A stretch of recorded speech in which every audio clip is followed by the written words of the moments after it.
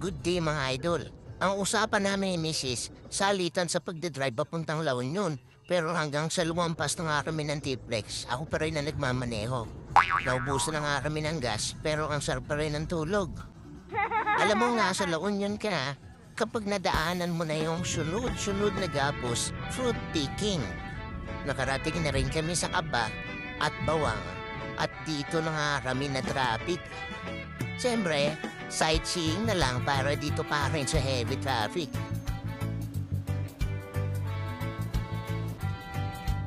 Nakarating na rin kami sa Robinsons La Union at nagdire-diretso na nga ang biyahe namin hanggang San Fernando.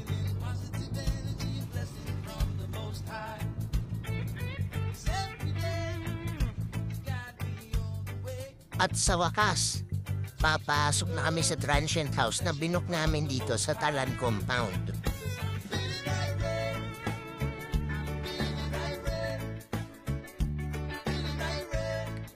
Ito na nga pala yung pansamantala naming tuturuyan dito sa La Union.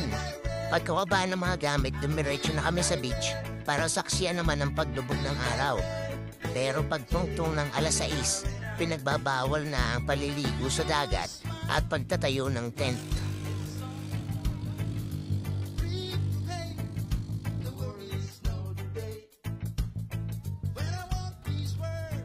Kinabukasan, ang Baluarte Watchtower naman ang papasyalan namin.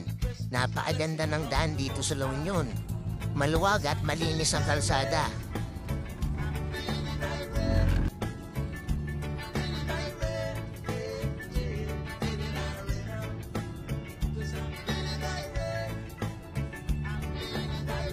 Nadaan rin namin yung man-made forest at nakaka-relax lumaan dito.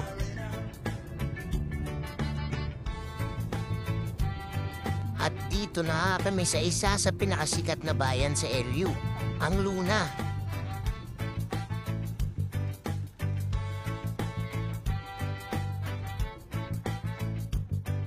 Bago nga pala makapasok sa Baluarte Watchtower, ay may environmental fee ka munang babayaran.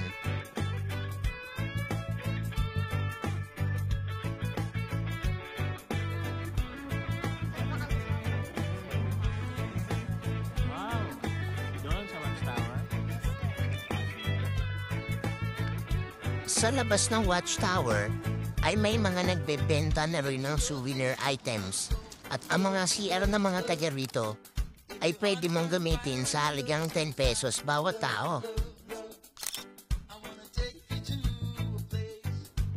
Pagkatapos sa Baluarte Watchtower, ang Imuki Island naman ang papasyalan namin. Pero sa di inaasahang pagkakataon, sarado ang Imuki Island, kaya naghanap na lang kami na ibang mapapasyalan na beach. At nadaanan na nga namin ulit ang Almeida Man-Made Forest at kabaliktaran kanina, dumami bigla ang mga taong tumatambay at nagpapapicture dito.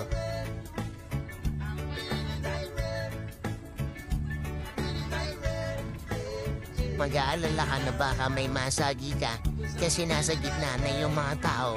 Pero mabuti na lang at may mga nagmamando ng traffic para sa mga tao at motorista.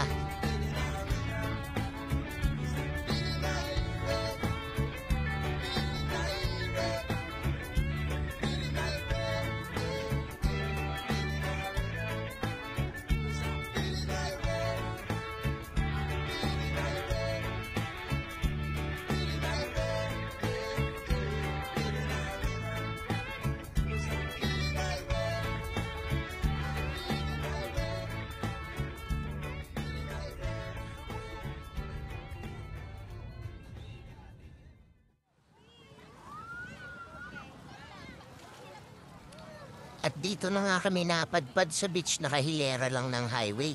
Mabuti na lang at may mga bakanteng cottage pa, kaya nag-decide kami na dito na mag-stay hanggang hapon. Hindi naman siksikan at kahit maraming tao, makakaligo pa rin naman sa dagat. Para siyang boundary ng tubig tabang at tubig alat.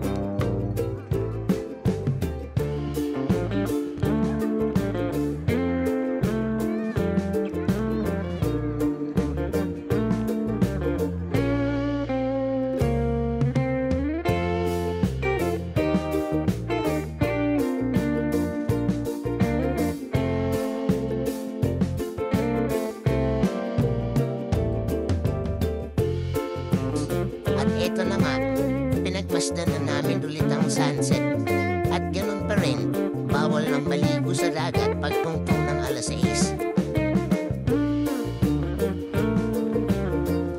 Pagkatapos namin magsipagbanlaw, naghanap na lang kami sa daan ng makakainan at sakto, may nakita kaming mga chicken inasal kaya dito na kami nagdesisyon maghapunan.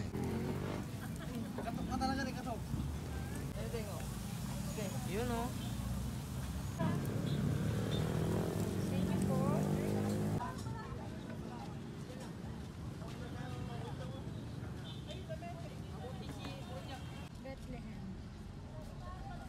Pagkatapos kumain, pinanood na lang namin ang strip sa LU. Di na kami gumimik dahil na rin sa pagod at antok. Masigla ang mga gimikan dito sa LU. Kabi-kabila ang bars, resto at kung ano-ano pa. Kaya kung habol nyo mag-relax and chill sa LU, marami kayong mapupuntahan dito.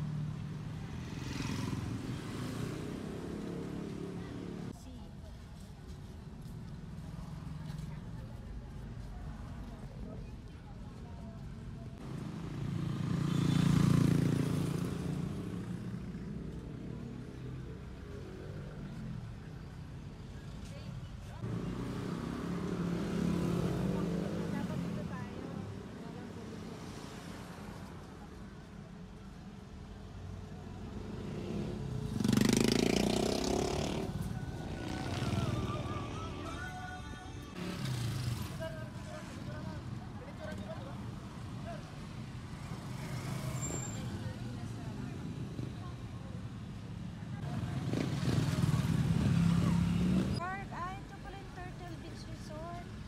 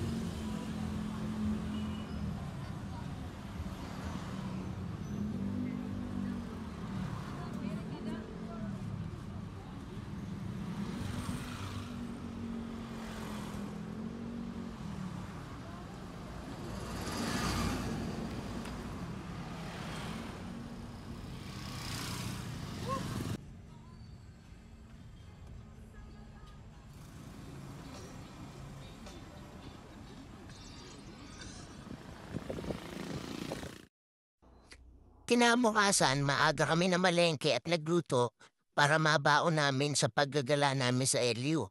Para kahit saan kami abutan ng gutom, makakakain kami agad. May mga kasama pa naman kami mga bata at syempre mga senior. Kinabukasan, binalikan namin ang Imuki Island pero napakaraming tao na agad. Hindi kami sumakses dito kaya naganap na lang ulit kami ng ibang beach na matatambayan.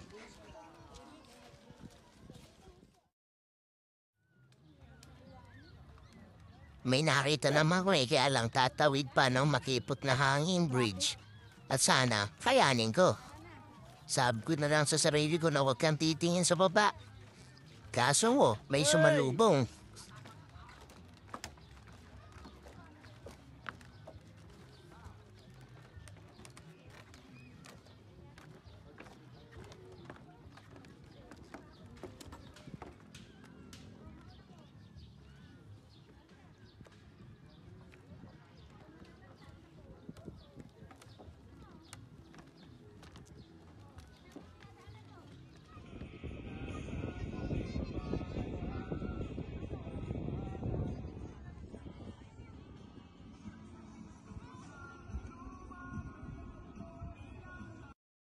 At mabuti na lang may bakanting cottage ulit dito sa napuntahan namin. Sinamantala ko ang lakas ng hangin dito para makapagpalipad ng saranggola at ma-introduce ko sa anak ko.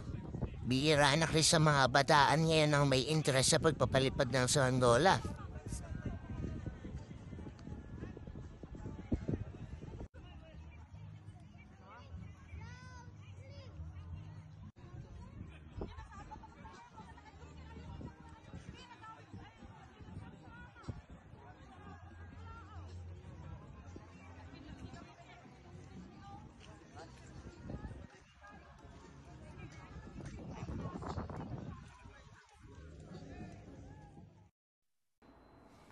Bago bumalik sa transient house, dumaan ulit kami sa Emuki Island para tumingin ng mga souvenir items. Kumpleto rin sila dito. Marami kang mabibili. Pinasyalan at dinalaw din namin ang kamag-anak ni Mrs. sa kaba. Konting kumustahan at kwentuhan, di rin kami nagtagal at nagpaalam na rin kami. Tuwang-tuwa naman ang magkakamag-anak sa muling pagsasama-sama.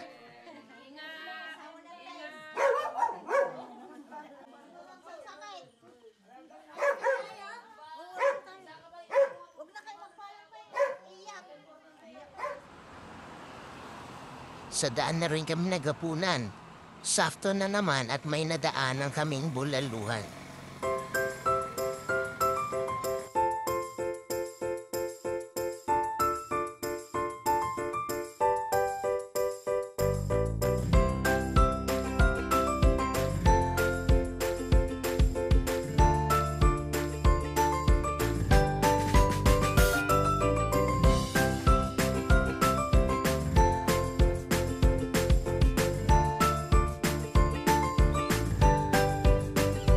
Kinabukasan, bumiyahe na rin kami pauwi sa Laguna.